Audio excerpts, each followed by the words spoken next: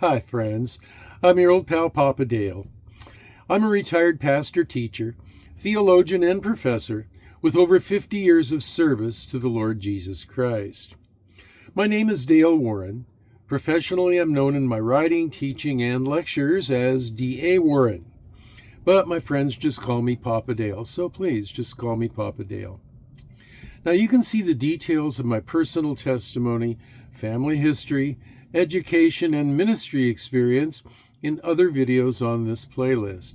But for now, let's get right into today's topic. And so, what is today's topic? It is 2 Chronicles Analytic Lecture. This is the JHI Jan Hus Institute BA Bachelor of Arts degree lecture for 2 Chronicles Analytic. And so here we go. The Bachelor of Arts in Biblical Literature degree is challenging. It attempts to develop in the student's mind recognition of the difference between a literal meaning or a literary one. Students need to know these analytical points, literature types, and literary devices so well that they can be recognized as they read and study Scripture. The difference in the application can be profound. How many misinformed zealots in history have actually cut off their hand, as Jesus spoke of doing in Matthew 5:30? Well, tragically, they didn't recognize the literary device of hyperbole. Now, the book of 2 Chronicles provides a rich narrative of Judah's history, focusing on the reigns of David's descendants and the temple worship in Jerusalem. Unlike 1 Chronicles, which covers similar ground, 2 Chronicles delves deeper into the religious aspects of these kings' reigns, highlighting their faithfulness, or lack thereof, in maintaining the worship of Yahweh. This article explores the key themes, narrative techniques, literary devices found in 2 Chronicles, and aiming to understand its evangelical significance and interpretive depth. And so we have in the broad understanding of examining a piece of literature using literary analysis techniques, we have the first subtext is the Hebrew idiom. And Hebrew idioms, with their unique cultural and linguistic nuances, enrich the text of 2 Chronicles. Understanding these idioms provides deeper insight into the historical and theological context of the book. So, the first Hebrew idiom that we want to look at is the one that says to put the house in order. Now, 2 Chronicles 29:5 is where this appears. This phrase signifies the act of restoring proper order and discipline, often in a spiritual or ceremonial sense. Hebrew idiom number 2, to make a covenant with the Lord. See 2 Chronicles 15:12. This refers to the formal commitment or contract to follow God's commandments and maintain the covenant relationship with Him. Then there is Hebrew idiom number 3, to burn incense before the Lord. See Chronicles 29, verse 11. This symbolizes the offering of prayers and worship. This idiom reflects devotion and reverence towards God. Then there is the Hebrew idiom number 4, to set one's heart on. Now this Hebrew idiom you can see in 2 Chronicles 12, verse 14. And it indicates a deep commitment or dedication to a particular action or belief. Hebrew idiom number 5 says, to remove the high places. You can see this in 2 Chronicles 34:3. This idiom describes the act of eliminating pagan worship sites and practices, focusing on purifying worship according to God's commands. Hebrew idiom number 6, to turn away from the evil ways. You can see this example in 2 Chronicles 7:14. This expression means to repent and abandon sinful behaviors, aligning oneself with God's will. And so these idioms, these Hebrew idioms, enhance the theological understanding of 2 Chronicles by highlighting key aspects of worship, covenant, and repentance. Recognizing these phrases enriches our comprehension of the text's spiritual and moral lessons. Now, in the broader understanding of analytic points, we come to analyzing the literary forms. And these literary forms are present in 2 Chronicles, and they reveal the book's distinct focus on the religious and political history of Judah. These literary forms provide a framework for understanding its narrative and its theological themes. And there are only three that we've highlighted here in 2 Chronicles, and the first is narrative literature. The primary form of literature in 2 Chronicles is narrative, with detailed accounts of the kings of Judah, their deeds, and the history of the temple. The stories of kings such as Hezekiah and Josiah are central, illustrating their adherence to or deviation from worshiping Yahweh. See 2 Chronicles chapters 29 through 36. Then in literature, types of literature, we see point number 2, which is prophetic literature. Prophetic elements appear in the book through the role of the prophets who guide and correct the kings.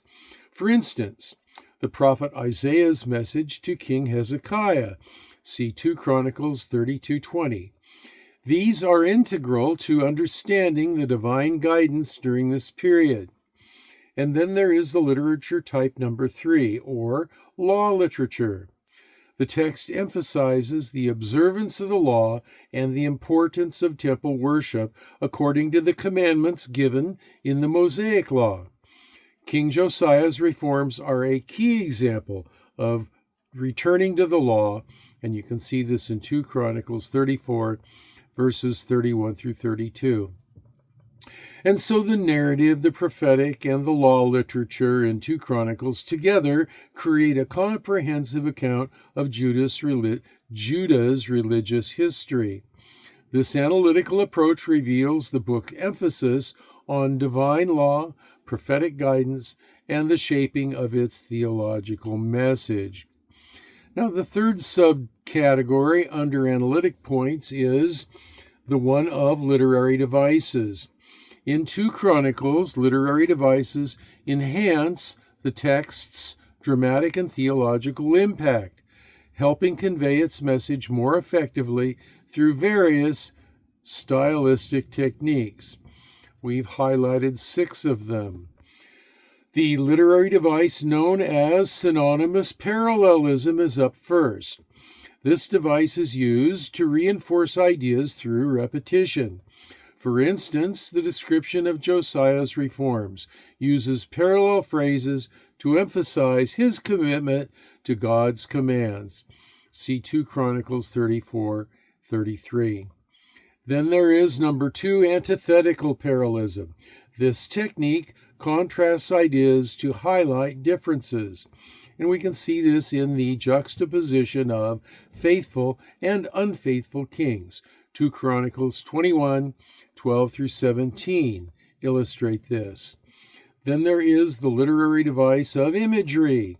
Vivid imagery is used to describe the temple and its rituals, enhancing the reader's visual and emotional experience of the text. See 2 Chronicles 3 through 7. Then there is the literary device of the metaphor. Metaphorical language is employed to describe the spiritual state of the people and the impact of the king's reforms. See 2 Chronicles chapter 7, verse 14. Then another literary device is number 5, amplification. Key events and reforms are detailed with added significance to underline their importance in the context of divine worship and covenant faithfulness. See 2 Chronicles 34:14 through 21. And then the last literary device that we highlight here is number 6, symbolism. Symbolic events such as the temple as a symbol of God's presence are central to the text, and these convey deeper spiritual meanings. See 2 Chronicles 7:15. Now, the use of literary devices in 2 Chronicles enriches the text's narrative and theological depth. Techniques like parallelism, imagery, and metaphors not only enhance storytelling, but also deepen the reader's understanding of the spiritual and the moral lessons in the book. So in conclusion, 2 Chronicles offers a profound exploration of Judah's history, with a strong focus on worship reform and divine guidance. By examining its Hebrew idioms, literature types, and literary devices, these analytic points gain for us a deeper appreciation for its message and its role in the broader biblical narrative.